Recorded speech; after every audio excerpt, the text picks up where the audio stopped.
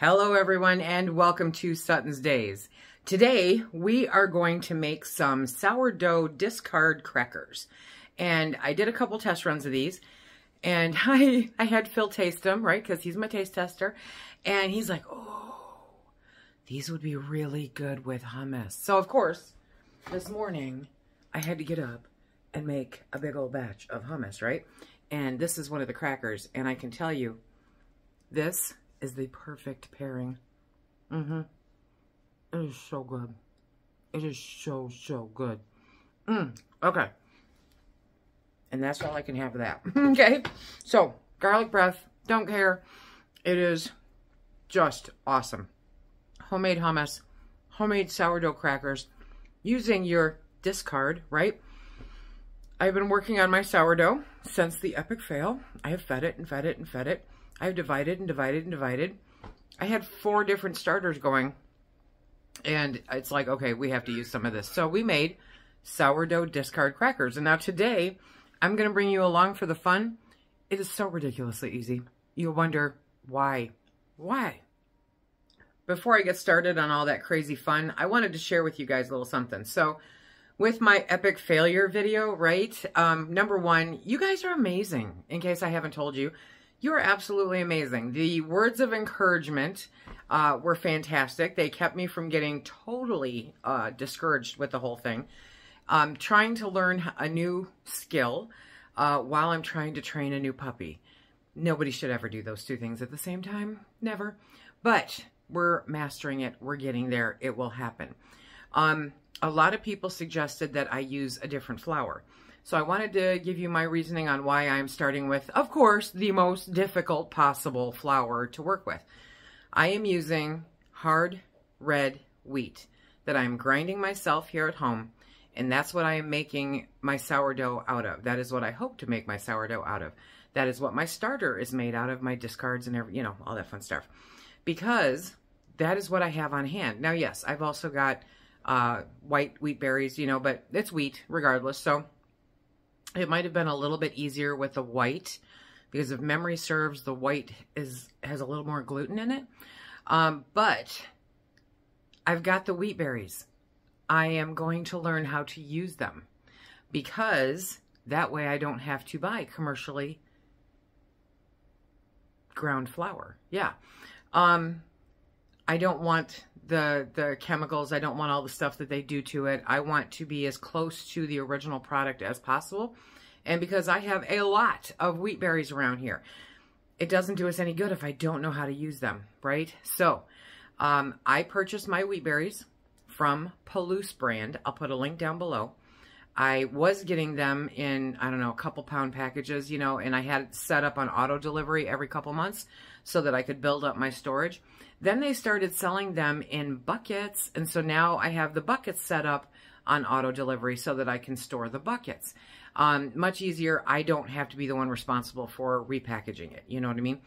It works out. It works out in my mind, in my world. So now we're going to get started, and we are going to make sourdough discard crackers. They're so good. These were my test runs. These were my test runs. So this recipe legitimately does not make a lot, but it's to use your discard, and these are not pretty. These are not uniform. These are just really good. That's all they are. And I like the rustic look of them. Not gonna lie, I really like the rustic look of them. Keep touching them all, Lisa. Okay, so we are gonna get ready to make some. There will be a link in the description box below to have all the directions, These crackers are so easy to make, it is going to blow your mind, okay? So we have 2 tablespoons of melted butter here. We let it cool off a little bit. You don't want it to be scalding hot. Not at all. And then some salt. I'll put all the measurements down below, okay? And you're gonna mix that up, get it incorporated really nice. And then the spices of your choice, quite honestly, okay? I am going to use some garlic powder because, well, I mean, won't that go brilliant with hummus? Yes. Okay. And now we're going to take 2/3 of a cup of our discard. So And I am over, definitely over by a little bit. So let's go. Let's do that much. Okay. Okay. And now the rest of the discard, I'm going to cover back up and put in a corner, tell it to behave itself. And I'm going to get that measuring cup rinsed out ASAP because this stuff is cement when it dries. Okay, so we've got that all in there now, and we're just going to incorporate everything. We're going to mix it all up. You don't add any more flour. It's not needed for this recipe, okay? But you want to get that mixed up. You want to make sure that it's all incorporated, and life is good.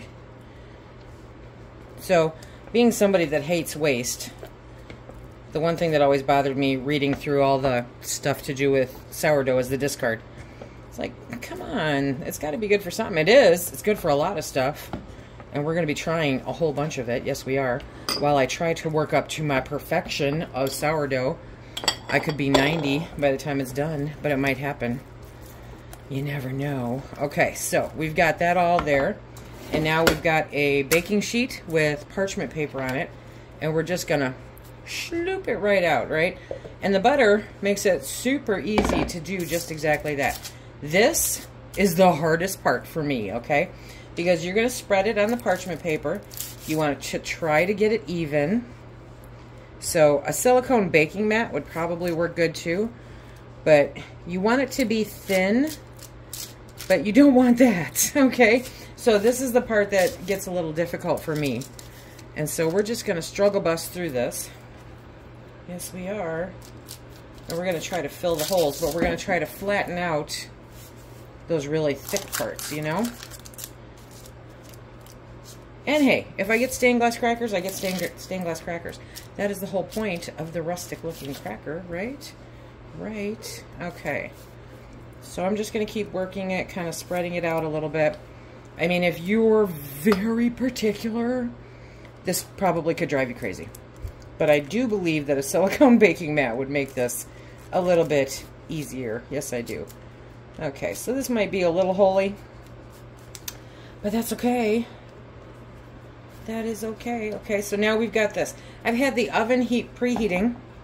So obviously you're not going to get a lot out of this recipe, right? Yes, you can double it, triple it, quadruple it, whatever you want to do. So I'm going to put this in the oven for 10 minutes at 325. I've had the oven preheating, so it's doing its due. And in 10 minutes, we'll pull it out, and then we will do some perforations if I think it's necessary. It has been 10 minutes. Okay, and we are going to pull this out, okay?